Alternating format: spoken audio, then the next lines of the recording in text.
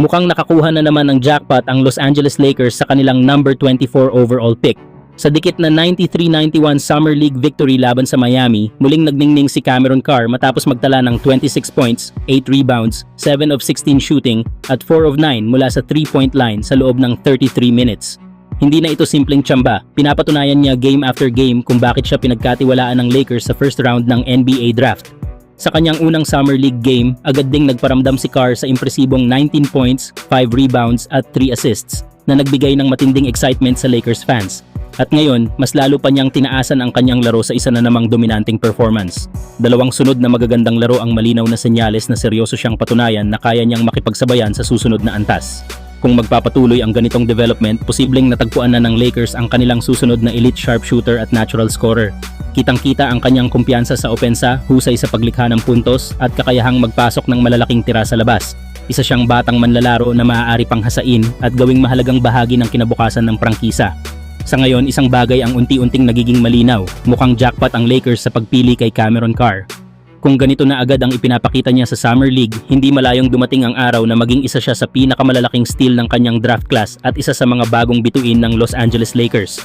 Samantala mga idol, habang patuloy na naghahanap ang Los Angeles Lakers ng batang wing na kayang palakasin ang kanilang perimeter defense matapos umalis sina LeBron James at Rui Hachimura, mukhang nasa roster na nila ang hinahanap nilang pyesa, si Adu Tiero. Ang 22-year-old na forward na may taas na 6'7" ay isa sa pinaka-athletic na batang manlalaro ng Lakers. Kilala siya sa kanyang napakahabang wingspan, lakas sa rebounding, elite athleticism at kakayahang dumepensa sa iba't ibang posisyon.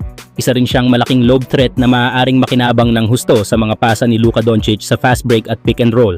Noong nakaraang season, limitado lamang ang pagkakataon ni Tiero sa main roster. Nakapaglaro siya sa 25 regular season games at nag-average ng 1.9 points, 1.1 rebounds at 0.4 assists sa limitadong minuto. Hindi man kapansin-pansin ang kanyang numero, maraming pagkakataon na ipinakita niya ang kanyang enerhiya, hustle, depensa, agresibong rebounding at kakayahang tumapos ng mga alley-oop at fast break plays. Malakas si Tiero sa depensa, transition offense, offensive rebounding at pag-atake sa rim.